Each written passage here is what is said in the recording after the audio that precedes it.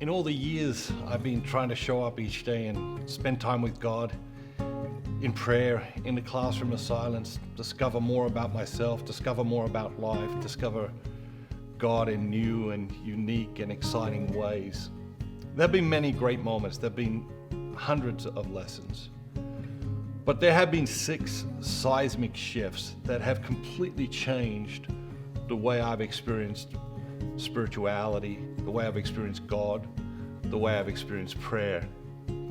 The next 6 short sessions, I'm taking you through each of these seismic shifts.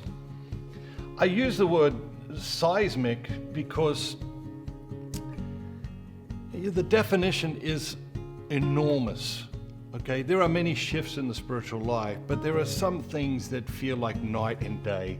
They're just enormous shifts. They're of monumental importance. And these are the 6 shifts I'd like to talk to you about.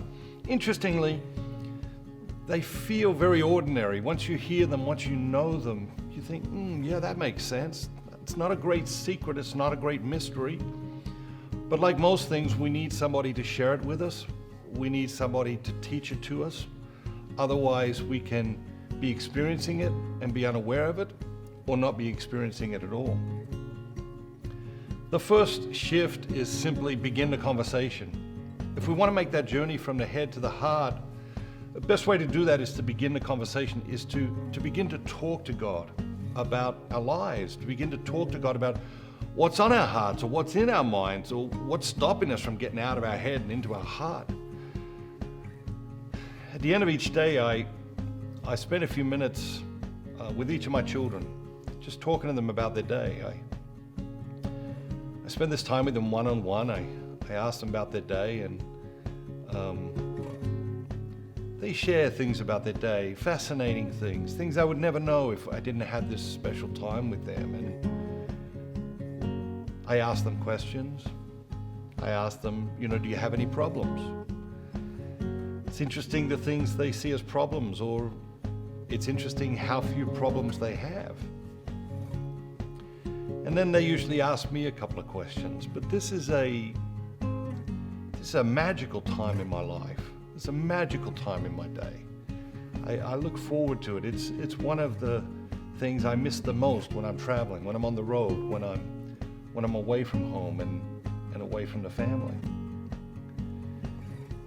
In many ways, our prayer should be like this. God, as our loving Father, at different times in our day, wants to sit down and talk with us. What's going on in your life? What's going on in your life? What happened in your day? Do you have any problems? This is a natural conversation between a parent and a child. It's a natural conversation. When we slow down from the crazy, noisy busyness of life, this is a natural conversation between a parent and a child. It's a powerful conversation between a parent and a child.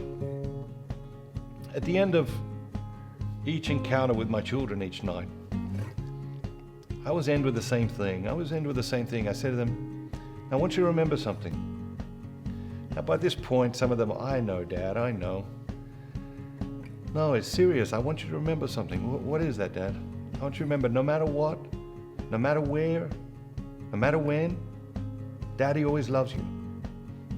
And if you ever have a problem, come to Daddy, talk to Daddy, and Daddy will help you work it out. Now sometimes when they repeat it back to me, I'll say, all right, I want you to remember something. They'll say, I know, Dad, I know what it is. I say, all right, if you know what it is, you tell me. No matter what, no matter when, no matter how, Daddy always loves me. And if I ever have a problem, come to Daddy and Daddy will fix it. And I say, no, that's not it. No matter what, no matter when, no matter how, Daddy always loves you. And if you ever have a problem, come to Daddy and Daddy will help you solve that problem. We'll do it together. We'll work on it together. Daddy's just not going to fix your problems. It's the same with God, I think. He wants to be involved in our lives. He wants to have intimate conversations about what's happening in our hearts and our minds and our lives. He wants to help us solve our problems.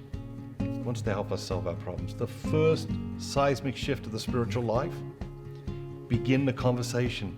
Just start talking to him.